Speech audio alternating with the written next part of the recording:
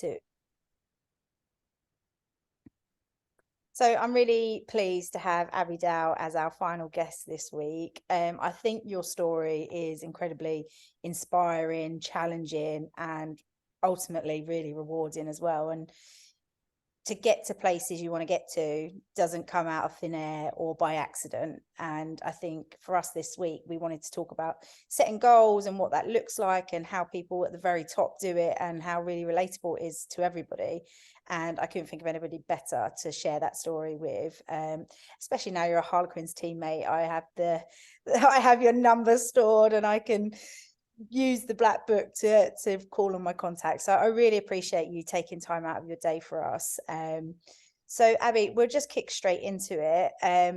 Everybody, well, if you don't know, you should know. Everybody is aware of the massive injury you sustained coming up to nearly this time last year in the Six Nations, and what that fate might have meant for you with the Rugby World Cup only a certain amount of months away.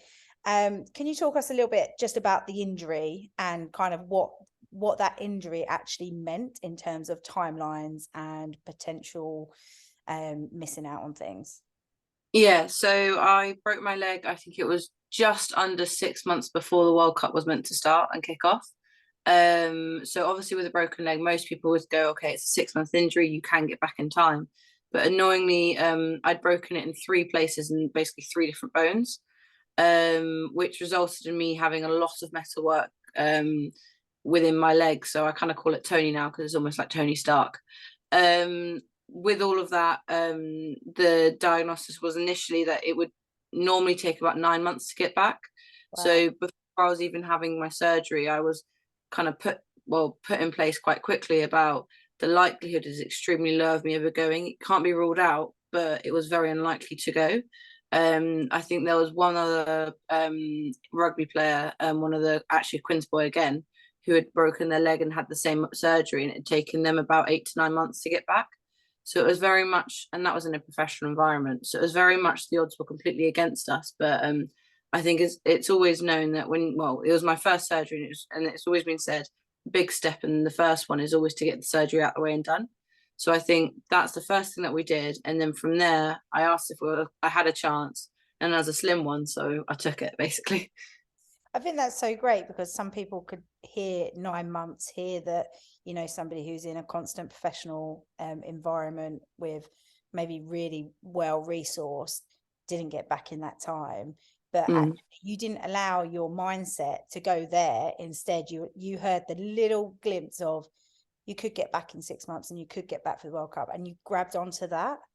Yeah, I mean, it was quite an important World Cup, mainly because I came into the England system straight after the 2017 World Cup, and it was longer than it should have been in terms of it was 5 years between the World Cups, and we were 4.5 years into that whole cycle.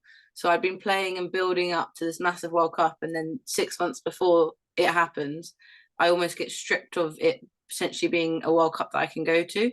So I think it's very much in that situation is when your grit comes out and you go, I'm absolutely caring about that tiny percentage chance, because every single day that I train and I work, that percentage chance becomes a bit more realistic, because by the time it was selection time, I wasn't a 5% chance of being fit. I was probably more of a 90% chance of being fit by the time I was actually ready to get onto the pitch. So I think it's almost it's really hard to think about how your odds are against you when you're at the beginning, but as you just tick away at all your work, it ends up actually being quite a realistic opportunity. So I think that's kind of my mindset and how I went into it.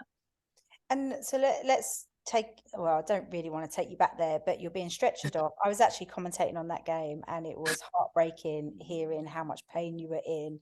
Oh And yeah, I was a dying animal. yeah, and understandably, I mean, to break your leg is one thing in 3 different places, is, well, it's awful. And so you're being stretchered off, you're obviously in an incredible amount of pain. And I know I've been there where you literally start counting the months. You start thinking, how many months is it till the World Cup? Am I going to make it? You're probably already asking the physio, am I going to play in the World Cup? Those things do happen, and I think most players do that. They straight away, before a physio or a doctor's had a chance to actually assess you, you're like, how long, when can I be back? Like, you already go there. So what was the plan? You said there about, first things first, you went and saw a professional. Obviously you were in hospital for a number of days, and the first thing to get out of the way was the surgery. And then what was the conversations or the people involved to talk about this plan and the hope of getting back for the World Cup? So I think so while I was probably just over a week in the hospital, and through that week, Emily Ross, the head physio for the England Women's, basically used all of her resources in terms of talking to S&Cs, talking to previous physios that had already dealt with this injury, and managed to make a massive calendar from now until when she thinks the earliest time I could be back. And then, so what you almost do is you look at that like macroscopic level of just the overall picture and go, right, we must get back by here, and we're here right now. And then what you can start doing is she started filling in all those details. So then it would go month by month, and then she could break it down into each week within that month, because once you know the month's goal set, you can then goal set within each week. And then when you're setting within the week, then you set within the day, and then you can set within the session within that as well. And she basically went through all of that, giving detail and almost a checklist to do each week that then needed to be completed by each month. So then what you would then do is you go into the weeks and you would just go through everything exactly, because you knew if you completed all of these details, you should be fit by the end of it. And it was quite nice because you almost have these small goals that are very achievable for every day. And then even if they're not achieved, the month goals were the much more important ones, because when you have a month goal that isn't hit, that's when you have a setback. But it's actually not too terrible having a day like a day goal missed, because you might be too tired and all of that. So it was basically very good scheduling from Emily, and something that we were very stringent to make sure we stuck to. So no, it definitely, that whole plan was set by her, and we just stuck to it for a solid 6 months. And how important was that for you, like both mentally and physically, just to have, ultimately goals set with Emily in order to achieve that? Because you said there about, every rehab journey is different, and there's always highs and lows. And Mm. recognizing, oh, today I didn't hit that marker because yesterday we pushed really hard, and today I'm a bit more fatigued than normal. That's why I'm not hitting it. But by having those kind of monthly outcomes and then really breaking it down, why is that important to have those breakdowns and those goals daily, weekly, monthly? It's almost, I think the way with that is, if you only had the one goal of getting back for the World Cup, the only high you're going to get in the next 6 months is when you get to that World Cup, where you could quite easily set yourself loads of little goals. Like I remember the first time I could do a calf raise. The first time I walked was a really big one, because I remember strutting into the Twickenham gym and all the Sevens girls were there. And for the first time in like 6 weeks, I just raised my crutches and started walking. And like those goals that we were setting each week was so important for my weekly schedule and going into the next day. And I think it helped so much whenever I did have those setbacks, because quite often we were pushing my body to limits that we would both be like, right, Emily's not even talking about me as a person. She's saying my body's knackered, because she knows exactly what my body's doing. And we were pushing it nutritionally, in terms of we were eating on a very strict schedule with strict quantities of food and what I was taking, just because my body needed to recover as quickly as possible. And we would note, like, and even when setbacks happened that weren't necessarily within the schedule. So say for example, I would have a family emergency and I might only get 5 hours sleep that night, it would have a massive impact on the next day. But I think it was okay, because we could understand the reasoning. And I think it's really important when it comes to setbacks to understand why they've happened, and if you're in control of them, and how can we prevent them again.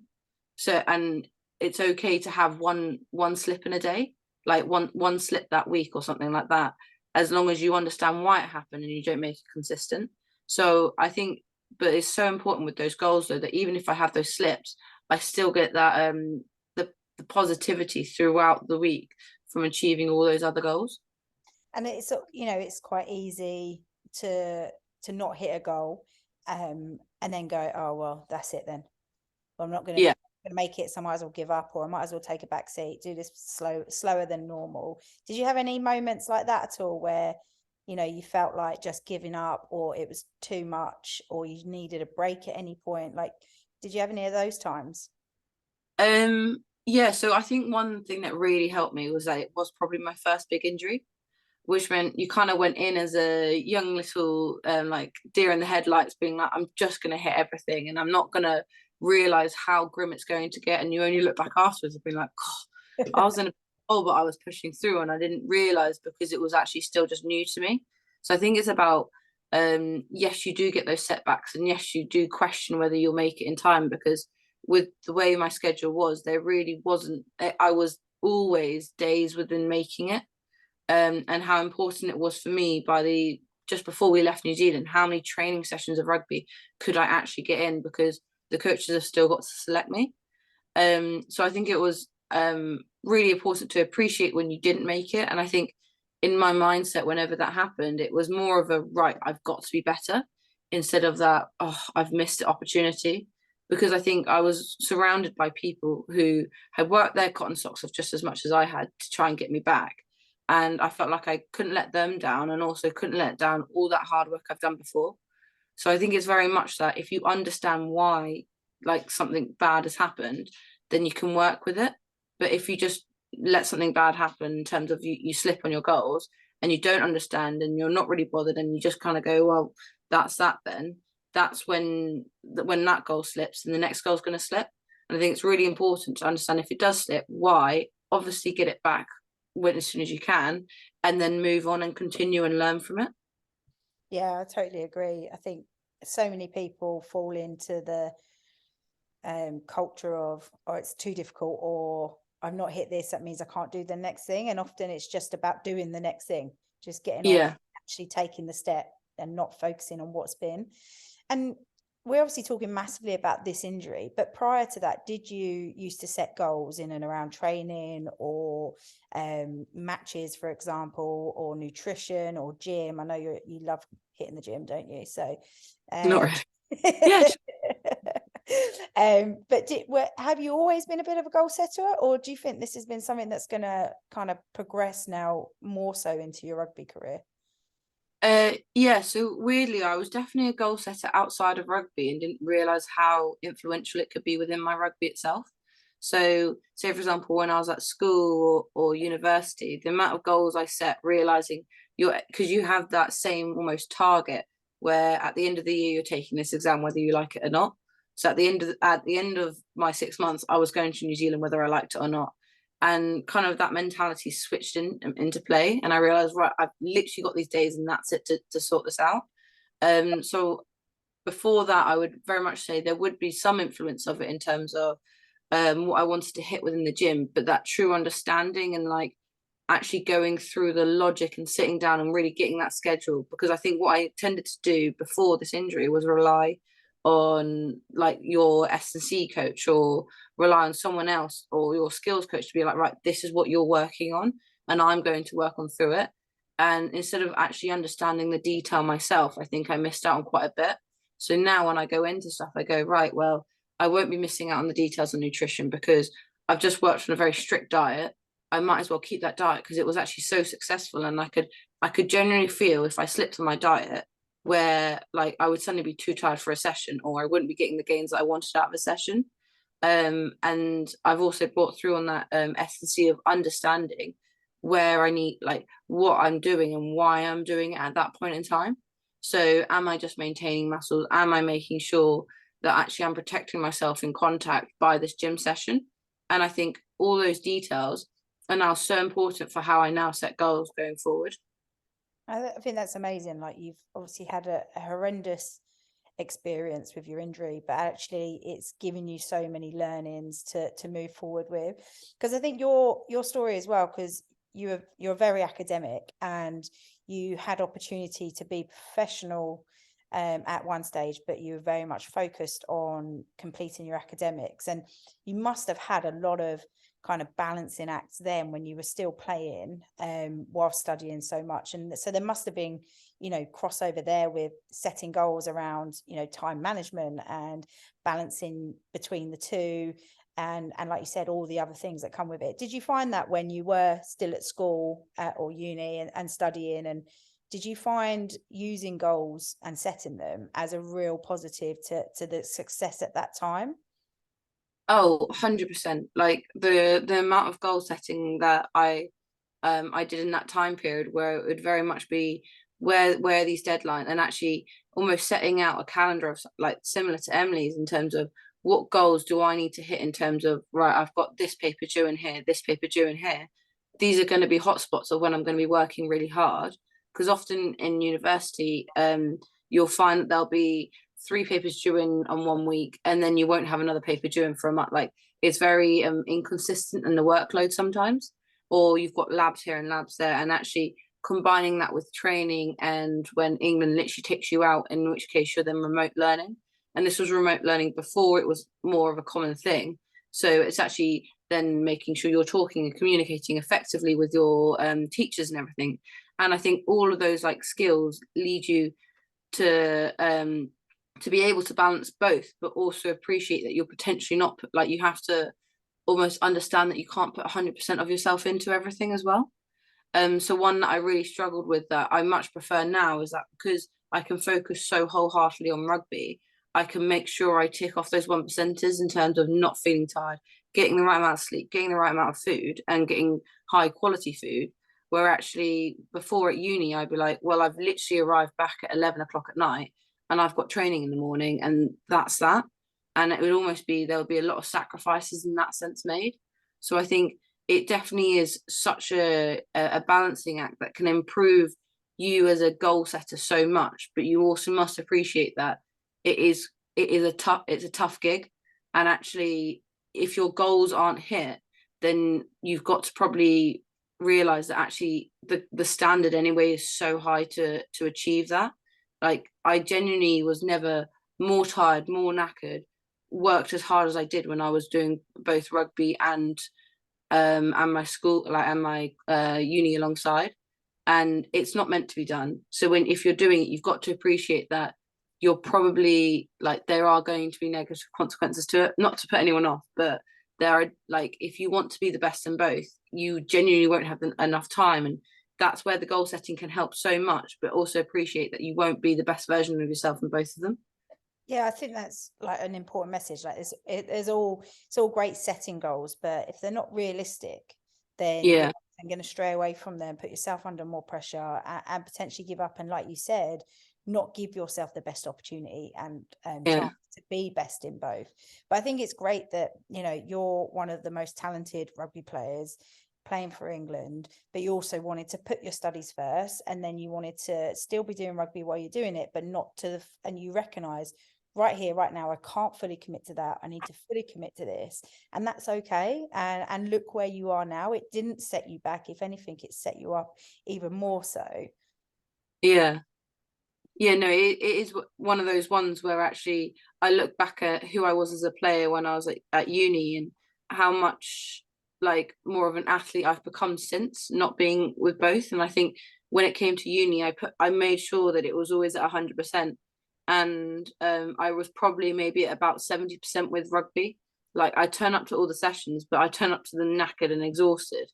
And I think that is the tough way where it's going in the Premier right now, where actually people who work or go to school, it's a lot of effort to put in. But and I think it's just that appreciation of it's okay that it doesn't necessarily get to 100%, because like you basically just well, for me, I wasn't able to do both of them. So yeah, but it does make you grow as a person, definitely. I think like key to that as well is you communicated that, and you said, Yeah, look, this is where I'm at, this is what I can commit to, this I won't be able to keep up with, this I'll be here for. And that level of understanding on both sides then doesn't put a ridiculous expectation on you externally.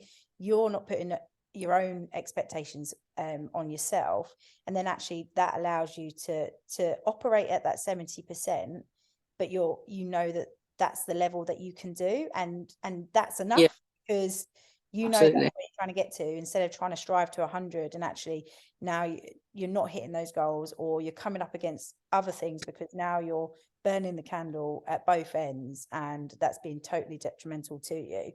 So Yeah. if you were to give like some insight, like how do you go about goal setting? Like, is it a case of, sitting down and literally going, right, that's what I want to achieve. I want to be in the county squad. Like, I'm thinking of some of the young girls who would be watching this, or young boys. Yeah. You obviously have that goal. Then what are the other things you need to do around it? Because you can't just have a goal and then not have an action plan towards it. Yeah, so 100%, like there's like you don't almost want to just be doing something and not understanding why you're doing it. So the first thing is always that goal to be set really quite early on, in terms of right, you want to get into the county squad, or right, I want to do well on this test almost. So you can literally relate it both academically and within your sport. You then need to understand what is actually going to be required to do that. So it's a good one is always having really clear conversations with maybe your coach, and being like, right, what do I need to work on, or what are my super strengths, and then understanding what sort of work and what improvement do you think you need to be able to hit that goal. So is it potentially, I need to work on my left hand passing or something like that, or back to academics, I need to be better at my mental maths, or something very very just unique goals that are specific to you and not necessarily generalized. And then from there you break those parts down and go, right, well, how am I going to achieve that, instead of just saying, yeah, I'm going to be good on my left hand, and you stay just convinced that you will get better because you've now mentioned it. Doesn't necessarily mean it'll happen. You need to work out, right, technically, what am I doing wrong here. Then you need to rep it out in training, in terms of start by walking, then start with running, and then you then bring it into your gameplay, because once you can do it in that pressure situation, that's really when you know how, if you can left hand pass. I mean, Rachel Burford, you're one of the best passers in the world, so come to her if you need the techniques. But I think it's then you almost break down, you ask those hows, and once you understand those, you then put them in order and go, right, I've got this set amount of time. Are you going to learn how to pass with your left hand in a quick 30-minute session? Probably not, in terms of learning all the skill and getting all the reps in. So you need to actually have realistic mind setting on the timing then, and go, right, I need a couple of weeks for this, a couple of weeks for this. Okay, I will be able to make it by the time I get to that county selection or the trial situation. And I think and then the most important part is then sticking to that plan. I mean, you see, there's so often what will end up happening is there's a massive element of procrastination that can sometimes happen, especially when you're setting a goal by yourself without any help. Which is why it can be really key actually to set your goals with people. Find a friend that's in your club that's also wanting to work on their passing, and you can set those goals together, and then you can push each other. Because I think one big thing that came when I was injured is that I couldn't let myself down, and I also couldn't let the other people around me down, which was a really big part of mine, because they'd worked so hard. I can't just not turn up because I'm knackered today.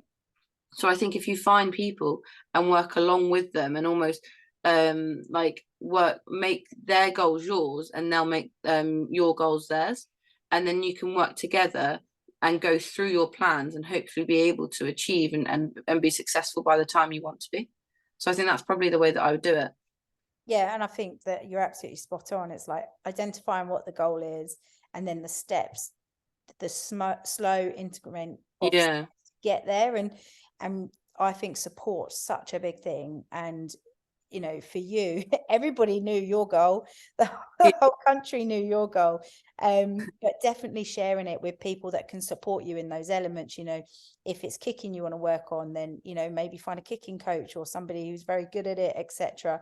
But then also sharing it with friends and family, so those times when they're good, but also when you might be struggling to hit those goals, you've got people that you can talk through it with, that just can.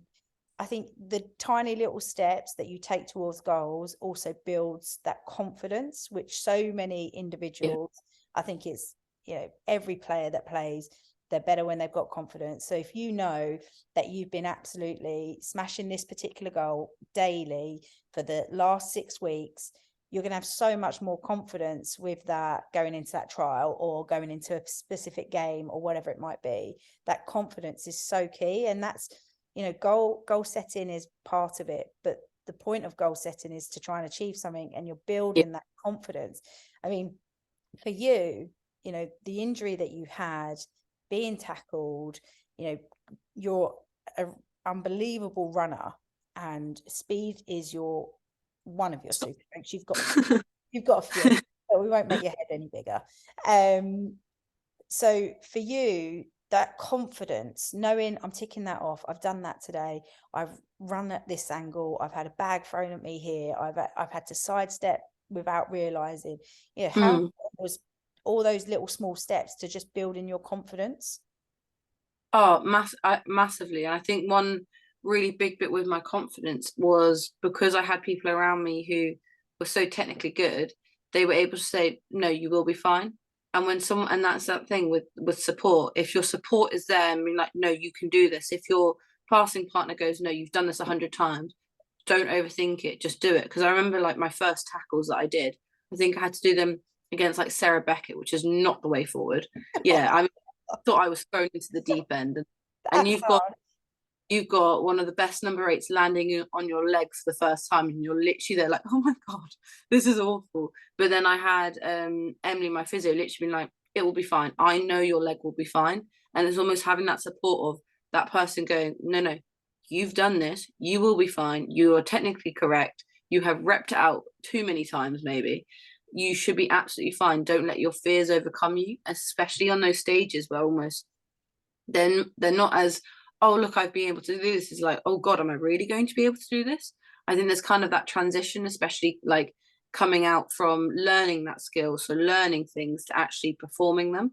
And I think that's where you've just got to rely on both yourself and also those people around you, which makes it so important just for them to be to just inspire you the way that you've probably inspired them to do their skills themselves. Yeah, that reassurance is so key, isn't it? And just Yeah. that, stop being silly, you'll be fine. Like, just look, we've done all of this work. You're going to be, I would not put you in this position if you're not capable of actually doing it. But I definitely think Emily Ross is out of order making you line up against Sarah Beckett. I mean, Yeah. she's And pretty more clumsy as well. So she'd probably just fall on you. yeah, it was me against Sarah Beckett and Maud Muir, and I was like, I have been played a bad hand here. You're like, where's Lucy Packer? Honestly, That would have been a dream. Jaspreet was trying to offer herself up at one point because she felt so bloody bad for me. Yeah, we've all been there where we've had to, I think they put you in those extreme environments to go, well, if you survive that, you're going to survive anything. So Yeah, absolutely. And sometimes, well, we can talk about step by step, but sometimes it is just be thrown in that environment and you learn so much. Because I would have taken a lot more confidence out of tackling forwards than I ever would out of tackling backs. And I probably would have then, if I never really progressed to tackling forwards, I would have then gone into a game situation, seen someone like Marley Packer run at me and question a lot of life decisions. And actually then I was like, well, no, I've just done about 100 tackles on Sarah Beckett. I can absolutely, in a game situation, feel confident to tackle anyone on that pitch, or at least give it a go. yeah, I mean, you've done all the work, so you're Yeah. prepared and you're ready, and that means that you can then enjoy it instead of having that fear creep in, like, oh my god, I've not been in this scenario, so I don't think I can do it. You've been there, done, Yeah. kicked it all off. So, well, Abby, I think this has been really fascinating, and I'm really pleased that we've had this conversation. And thanks so much for sharing all the insight around setting goals and how to achieve them. I think you've given the listeners some incredible insights. So, just final question: what are the next goals? What's on the plan? Oh, well, hopefully nothing that involves getting back from an injury. I'm touching wood to make sure on that. Yeah, I think the next goals are basically to really experiment and push my skill sets. We normally, what happens with the professional calendar is that we tend to work in cycles, and they're based on a World Cup. So now that this World Cup's just finished, it's about we're at the beginning of a new cycle, and that really allows you to have time to explore and really learn who you are as a player. So I think right now, like, my goal setting is very much surrounded by just trying out new things and actually realizing that experimentation on the pitch is completely acceptable and actually can bring a new lease of life into the sort of game that you play. I think And that's actually awesome. also play with you. Yeah, maybe we'll get there. I think that's wonderful, and I think that's a powerful message. The fact is, you're a player who is at the top of the game. If I was head coach, or I'm pretty sure the head coaches who have been in charge of you, you're one of the first players to have on the team sheet. But yet you're like, I'm not done yet. I want to do other things. I want to try and be better than I am, and I'm going to go after it. And I think that's brilliant. You're not just relying on who you are and the player that you are now. You're like, no, I've got more to give. Yeah, well, you look at the women's game right now. I mean, every year there's so much progress, and like you look at where the Prem was, like 6 years ago, and you go, the teams then, the top of the teams then would be like middle of the table maybe right now, and people are catching up, and like the young girls of today are so much more skillful than probably we were at their age, and it's so important to realize that everyone will just keep on pushing, because when you're at a game that's literally progressing at the speed we are, like you can't just sit down and let everyone overtake you almost, and everyone's got to work hard, and it's producing such like a wonderful sport, and really like we're starting to really shine now, and it's so beautiful to see, but it comes from everyone almost all agreeing that there is so much for all of us to work on and just become professionals at the top end, and even like from like the young girls is just being just as skillful and actually showing up that boys aren't like, there's always that good old competition of run at the girl, and I think that's almost getting removed now, because girls are genuinely skillful. We are able to run hard, and we are able to be tactical when we play, and it's so beautiful to see almost like this healthy culture that's coming out of rugby, and I think it literally goes from the grassroots all the way up to the professional game. Well, you're an incredible role model for those young players, and I don't think anybody's going to overtake you. I've seen how far. Yeah, I've watched the back of your shirt a few times in training before I got myself. But Abby, Looking thanks again. Thanks again so much. I hope you have a great weekend playing Saracens. yeah, Enjoy that beating. one. The duel, beating, heard it here first, okay? That's another goal she's got set, everybody. But thanks, Abby. Good luck this weekend. And we also can't wait to watch you play for the Red Roses in the Six Nations as well. Thank you very much. Right.